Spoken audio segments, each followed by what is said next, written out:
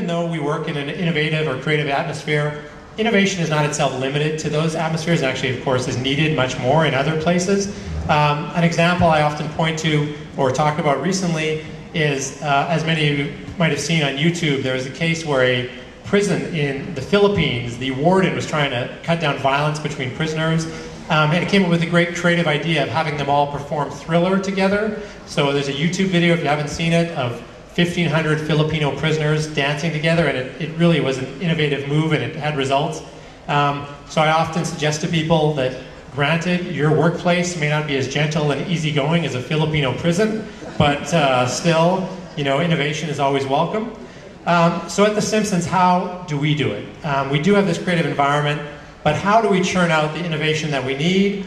And the first thing I will go back and talk about is probably the least known thing about The Simpsons. People talk about The Simpsons and how creative it is and how innovative it is, and they look at sort of the most obvious things. They look at, you know, our great voice cast, our amazing animators, our incredibly handsome writers. But as I said, the real success of the show is that environment that it's created in.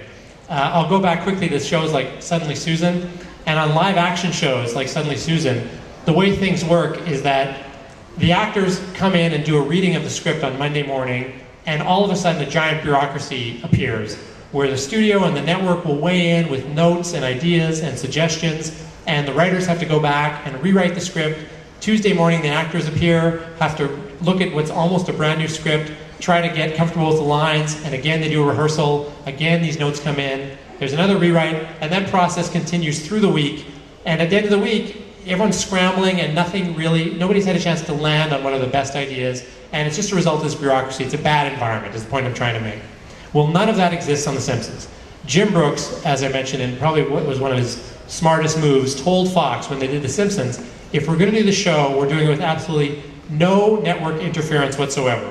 If we want to do a joke, it goes in. If we want to do a story, it goes in. It's really a creative paradise. The only presence that Fox has in the creation of The Simpsons is in what's called standards and practices, which is their censor.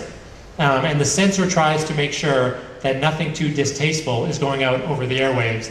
These people think right now nothing distasteful is going out over the Fox airwaves. But every episode, we send our scripts to the censor, and they give us notes. And I will very quickly show you some of the notes, because they're very amusing.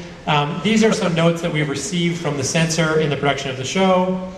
Please do not have Reverend Lovejoy refer to the Bible as a 2,000-year-old sleeping pill.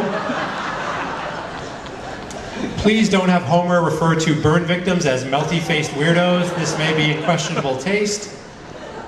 Please delete Bart's line, bastard, bastard, bastard, bastard, bastard. This repetitious stream of bastards goes too far. I actually heard some ad people talking about their clients make the exact same comment earlier.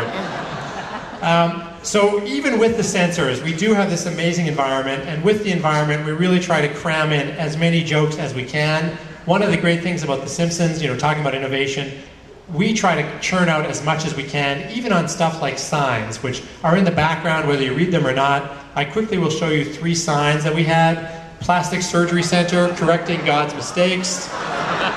The Lucky Stiff Funeral Home, we put the fun in funeral.